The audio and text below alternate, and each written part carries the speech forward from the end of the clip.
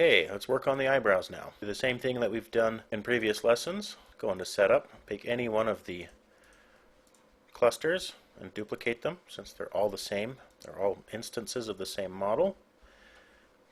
Head into Pivot Mode, and let's put this one over the right eyebrow. So we'll call this one PM Eyebrow Right. If you move the pivot point in Setup, it should update the translates to be exactly the same. Let's go to a left view here, and if you can't see because his hair is in the way, turn on the override and make sure you're set to wireframe or edges, and pretend that the brow is a tube wrapped over the skull, and we're going to place that right in the middle of the tube so that we can rotate the brow up and down and, translate, scale, rotate, etc. Okay, so it's in the right spot. Turn off the draw override. Click any one of the other translate buttons to move that back into our regular transforms and create our meta effectors. So go to the Tools menu, select a meta effector, add that to the scene. We'll call this one Eyebrow Right ME. Go to the wait list, check to make the object the current active draw for the meta effector, and add an effector field. Just zoom out, position this right where the brow is supposed to be. Let's set the X, Y, and Z radiuses to something smaller, 0.1 meters. We can make them bigger later.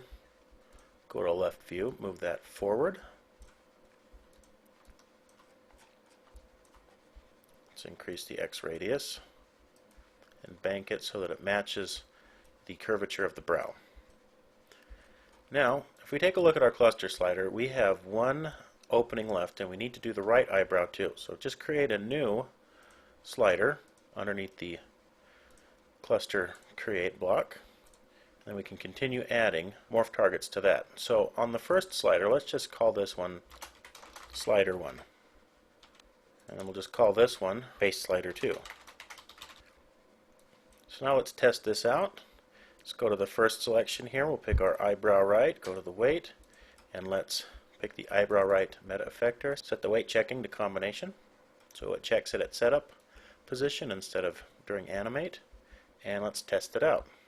So let's turn that on, go into animate, let's turn this eyebrow right on, pick the eyebrow right object and move it up and down. So you can see the eyebrows work pretty well. Now we don't want to include the eyes with this, so we need to add some more meta effectors to that. So let's reset that, go back into setup, open up our meta effector here. Let's duplicate this effector with the multiply key on the keyboard. Set this to all connected and invert that. Set that to 0.01 so that it's pretty small, and position this right over the eyelids. Use the A key so we can phase out the eyelids. Let's duplicate that again, and I'm going to turn off the rotate here, zero out the rotate. Move this one down to the lower lid. And so that should work on the lower lid. So now we won't get any distortion at all. Okay, so back into animate. Let's pick our brow, move that up and down, so now only the brow moves. And of course part of the hair is moving, and we can add more negative effectors to that, but right now his hair looks pretty good. It can move along with the face. We'll reset that keyframe. Let's go into setup and turn this into the right side. So duplicate this. Eyebrow right, name it to left. Set the pivot to a negative value, and if you're in setup it will invert the move as well.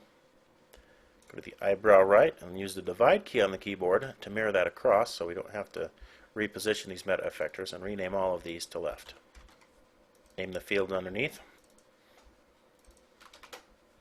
Go to our next slider here, our face slider 2. We'll pick the left meta effector, go to the target and pick the eyebrow left cluster. Let's turn that one on in setup. Now we'll go into animate, turn this eyebrow left on, and we can check that out.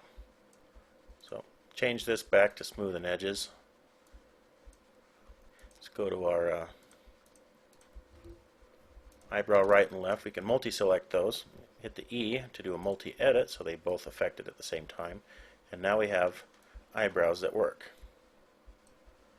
Pretty great, huh? go into Setup and set that keyframe back. Make sure you're set to all items on the Dope Master. Set a keyframe for all items from Setup into Animate so it goes back to their default position. Now let's hide some of these meta effectors that we don't need to see. So hold down the Control key and mark these as none, and all of their children will get marked as none as well. So the only thing we should see on this scene is our mesh. Go to File and save this scene as AfterTransformMorphsCh7.